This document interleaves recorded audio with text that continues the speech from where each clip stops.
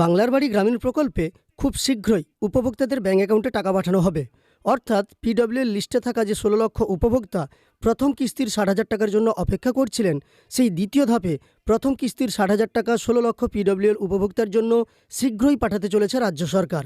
আজকের ভিডিওর মাধ্যমে এমনই একটি তথ্য দেখাবো যেখানে আপনারা দেখতে পাবেন জেলা থেকে ইতিমধ্যেই রাজ্যকে অনুমোদন দিয়ে দেওয়া হয়েছে। অর্থাৎ প্রতিটি জেলার পক্ষ থেকে রাজ্যের কাছে এটা জানিয়ে দেওয়া হয়েছে যে জেলার আর কোনো সমস্যা নেই বা তালিকায় আর কোনো সমস্যা নেই। এবার রাজ্য সরকার চাইলে টাকা ছাড়তে পারে, উপভোক্তাদের ব্যাঙ্ক অ্যাকাউন্টে সেই টাকা ক্রেডিট হয়ে যাবে। তো আপনারা যারা অপেক্ষা করছিলেন যে বাংলার বাড়ি গ্রামীণের টাকা কবে আপনাদের ব্যাঙ্ক অ্যাকাউন্টে আসতে চলেছে, কারণ মাননীয় মুখ্যমন্ত্রী প্রথমে ঘোষণা করেছিলেন যে বাংলার বাড়ি গ্রামীণ প্রকল্পে প্রথম কিস্তির ৬০,০০০ টাকা মাননীয় মুখ্যমন্ত্রী কিছুদিন আগেই জানিয়েছিলেন যে জানুয়ারির প্রথম সপ্তাহে পাঠিয়ে দেবেন। কিন্তু এখনও পর্যন্ত সেই টাকা পাঠানোর ব্যাপারে রাজ্য সরকারের পক্ষ থেকে কোনো প্রতিক্রিয়া পাওয়া যায়নি। তবে আজকের একটি সংবাদপত্রে প্রকাশিত সংবাদ থেকে আমরা দেখতে পাবো যে জেলাগুলি থেকে ইতিমধ্যেই অনুমোদন পাঠিয়ে দেওয়া হয়েছে, যাতে রাজ্য সরকার এবার বাংলার বাড়ি গ্রামীণ প্রকল্পের টাকা উপভোক্তাদের ব্যাঙ্ক অ্যাকাউন্টে পাঠিয়ে দেয় এবং শীঘ্রই সেই টাকা পাঠানো হবে বলে জানানো হয়েছে। তো চলুন আর কথা না বাড়িয়ে সরাসরি আমরা সেই সংবাদপত্রে প্রকাশিত সংবাদটা দেখে নিই। আপনি যদি এই চ্যানেলে নতুন এসে থাকেন তাহলে অবশ্যই চ্যানেলটিকে সাবস্ক্রাইব করে পাশে থাকা নোটিফিকেশন বেল আইকনটা অল করে রাখবেন, আর ফেসবুক থেকে দেখে থাকলে অবশ্যই পেজটিকে ফলো করে রাখবেন। পূর্ব মেদিনীপুরে আরও 89,194 জন বাংলার বাড়ি গ্রামীণ তৈরির জন্য প্রথম কিস্তির টাকা পাচ্ছেন। ওই সংখ্যক উপভোক্তার নাম জেলা প্রশাসন অনুমোদন করে দিয়েছে। সেই তালিকা রাজ্যে পৌঁছে গিয়েছে। দ্রুত প্রথম কিস্তি বাবদ মাথাপিছু ৬০,০০০ টাকা করে ঢুকবে বলে জানা গিয়েছে। অর্থাৎ বুঝতে পারলেন, দ্রুত এই টাকা আপনাদের ব্যাঙ্ক অ্যাকাউন্টে ঢুকতে চলেছে। শুধুমাত্র পূর্ব মেদিনীপুরেই প্রথম কিস্তি বাবদ প্রায় ৫৩৫ কোটি টাকা উপভোক্তাদের দেওয়া হবে। আগে এই জেলায় ৫৫,০০০ উপভোক্তা পাকা বাড়ি তৈরির টাকা পেয়েছেন। প্রায় ৯০,০০০ নাম পার্মানেন্ট ওয়েটিং লিস্ট বা পিডব্লিউএলে ছিল। প্রকল্পের দ্বিতীয় দফায় তাদের প্রত্যেকের বাড়ি সার্ভে করে গ্রাম সংসদ সভায় পাস করানোর পর লিস্ট চূড়ান্ত করা হয়েছে। অবশেষে তাদের অ্যাকাউন্টে বাড়ি তৈরির টাকা ঢুকতে চলেছে। অতিরিক্ত জেলাশাসক জেলা পরিষদের মানস মণ্ডল বলেন, আমাদের জেলায় নতুন করে 89,194 জন বাংলার বাড়ি গ্রামীণ প্রকল্পে বাড়ি তৈরির টাকা পাবেন। তাদের নাম অনুমোদন হয়েছে। রাজ্য থেকে তাদের অ্যাকাউন্টে টাকা পাঠানো হবে। জেলা পরিষদ সূত্রে জানা গিয়েছে, ভগবানপুর ১ নম্বর ব্লকে ৩,৮৫০ জন, ভগবানপুর ২ নম্বর ব্লকে ৩,৩৯৩ জন, ময়নায় ৪,৪২৪ জন, খেজুরি ২ নম্বর ব্লকে ৪,৩৯৭ জন বাংলার বাড়ি গ্রামীণ তৈরির জন্য ৬০,০০০ টাকা করে পাবেন।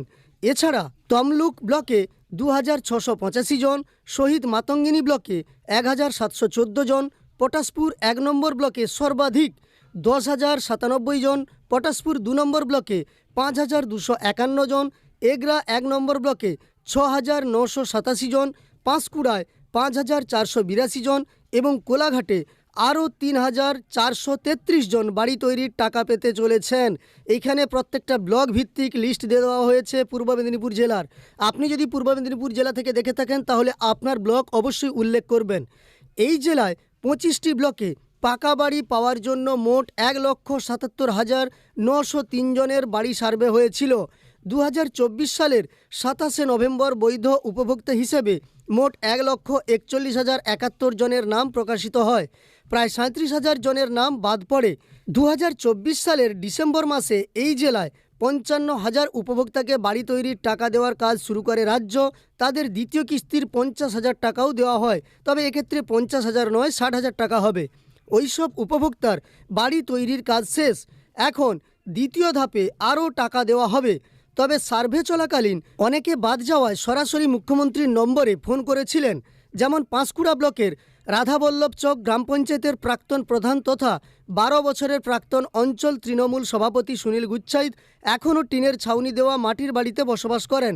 তার বাড়ি ওই গ্রাম পঞ্চায়েতের মাগুরি উত্তরসাই গ্রামে। সুনীলবাবু ১৯৯৯ থেকে ২০০৪ সাল পর্যন্ত রাধাবল্লভপুরের তৃণমূল গ্রাম পঞ্চায়েতের প্রধান ছিলেন। ২০১২ থেকে ২০২৪ সাল পর্যন্ত দলের অঞ্চল সভাপতি। আজও টিনের ছাউনি দেওয়া জীর্ণ মাটির ঘরেই বসবাস করেন। আবাস যোজনায় বাড়ি পাওয়ার জন্য সুনীলবাবুর ছেলে সুব্রত গুছাইত সরাসরি মুখ্যমন্ত্রীর নম্বরে ফোন করেন। গত সপ্তাহে এ নিয়ে বিডিও অফিস থেকে ফোন করে যোগাযোগ করা হলেও বাড়ি সার্ভে হয়নি। সুব্রতবাবু বলেন, বাংলার বাড়ি প্রকল্পে আর্থিক সহায়তা পেলে আমরা একটা পাকা বাড়ি বানাতে পারতাম।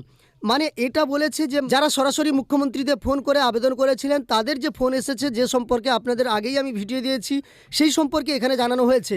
তবে আপনাদের জন্য যারা মুখ্যমন্ত্রী গ্রিভেন্স পোর্টালে আবেদন জানিয়েছিলেন তাদের জন্যও কিন্তু নতুন সংবাদ আছে। আমি এর পরের ভিডিওতে অবশ্যই সেই সম্পর্কে ডিটেলসে আপনাদের জানিয়ে দেবো। ফোন না এলেও আপনারা বাড়ি পেতে পারেন, কিভাবে পেতে পারেন সেই সম্পর্কেও জানিয়ে দেবো। তো আজকের এই ভিডিওর মাধ্যমে আমরা দেখলাম যে বাংলার বাড়ি গ্রামীণ প্রকল্পে পিডব্লিউএল তালিকায় থাকা 16 লক্ষ উপভোক্তা খুব শীঘ্রই টাকা পেতে চলেছেন, এমনটি জানানো হয়েছে। জেলাগুলি থেকে লিস্ট ইতিমধ্যে রাজ্যকে পাঠিয়ে দেওয়া হয়েছে বা অনুমোদন পাঠিয়ে দেওয়া হয়েছে। রাজ্য টাকা ছাড়লেই টাকা আপনাদের ব্যাঙ্ক অ্যাকাউন্টে ঢুকবে। যাই হোক, আজকের এই সংবাদটি দেখার পরে আপনার উপকারে এসে থাকলে একটি লাইক করে উৎসাহিত করার সঙ্গে সঙ্গে এই ধরনের তথ্য আরও পাওয়ার জন্য চ্যানেলটিকে সাবস্ক্রাইব করে পাশে থাকা নোটিফিকেশন বেল আইকনটা অল করে রাখবেন। আর ফেসবুক থেকে দেখে থাকলে অবশ্যই পেজটিকে ফলো করে রাখবেন।